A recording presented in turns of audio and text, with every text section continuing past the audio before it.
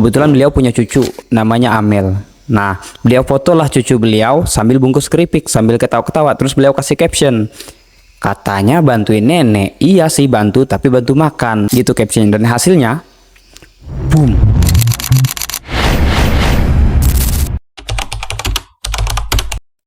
Aku tahu sekarang banyak di antara Bapak Ibu semua yang sudah mengaktifkan mode profesional di Facebook, ya kan?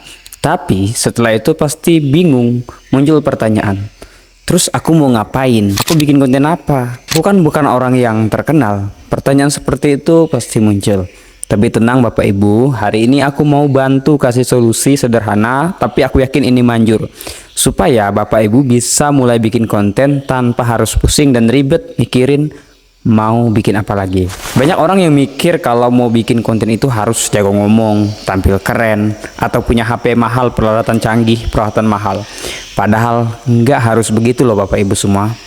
Justru konten yang paling disuka itu adalah yang sederhana, jujur, dan bikin orang mikir, wah aku pernah ngalamin ini loh, gitu. Kayak cerita masak bareng anak misalnya, atau lagi ngopi sehabis kerja, atau cerita kecil di rumah. Cerita sederhana, nggak perlu dibuat-buat, yang penting itu tulus dan terjadi apa adanya.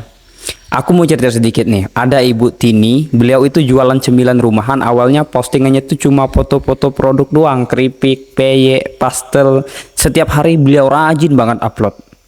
Tapi nggak ada yang komen, nggak ada yang nonton dikit, like dikit, nggak ada yang share, apalagi beli. Karena perjuangan beliau yang kulihat itu luar biasa, semangatnya luar biasa, tapi sayang mungkin karena ketidaktahuan dan caranya belum pas, jadi aku coba kasih saran ke beliau. Terus ku bilang, Bu, coba deh posting cerita atau pas proses Ibu bikin. Kebetulan beliau punya cucu, namanya Amel. Nah, beliau fotolah cucu beliau sambil bungkus keripik, sambil ketawa-ketawa. Terus beliau kasih caption, katanya bantuin nenek. Iya sih bantu, tapi bantu makan, sampai ngurangin isi toples. Gitu caption. Dan hasilnya, boom. Nah, padahal beliau nggak jualan secara langsung, tapi ini bikin penonton merasa semakin dekat. Dan orang kalau sudah merasa dekat, mereka akan lebih percaya. Kalau mereka sudah percaya, dan otomatis mereka akan beli secara tidak langsung, beliau mempromosikan produknya. Kalau Bapak Ibu kalau masih bingung mau mulai dari mana, aku punya 3 tips sederhana yang mungkin bisa Bapak Ibu langsung terapkan. Yang pertama, ceritakan kegiatan sehari-hari. Jadi mulai dengan membagikan cerita tentang kegiatan sehari-hari yang sederhana. Misalnya, Bapak Ibu bisa kasih cerita seperti ini. Pagi ini saya coba masak sambal terasi dan ternyata enak banget. Atau seperti ini. Hari ini suamiku bantu belanja, tapi malah belanjaannya ketinggalan di pasar. Nah, cerita seperti ini biasanya membuat orang itu merasa lebih dekat karena mereka mungkin pernah mengalami hal serupa atau mengalami hal yang sama. Kemudian yang kedua, Bapak Ibu bisa bagikan pengalaman atau tips kecil. Nah, Bapak Ibu bisa membagikan hal-hal kecil seperti misalnya, saya coba masak gulai ayam pakai santan instan misalnya. Ternyata praktis dan lebih enak dan lebih hemat waktu misalnya kan. Atau seperti ini kalimatnya. Coba posting pagi jam 7, hasilnya ternyata lebih banyak yang lihat daripada siang hari. Nah, kalau Bapak Ibu posting di Facebook ya. Nah, hal seperti ini itu bisa memberikan informasi yang berguna bagi orang lain. Kemudian yang ketiga, tanya pendapat orang lain. Coba ajak orang lain untuk memberikan pendapat mereka atau pemikiran mereka. Misalnya, Bapak Ibu kalau membuat sambal lebih suka sambal yang pedas atau yang manis? Itu kan pertanyaan, ya kan?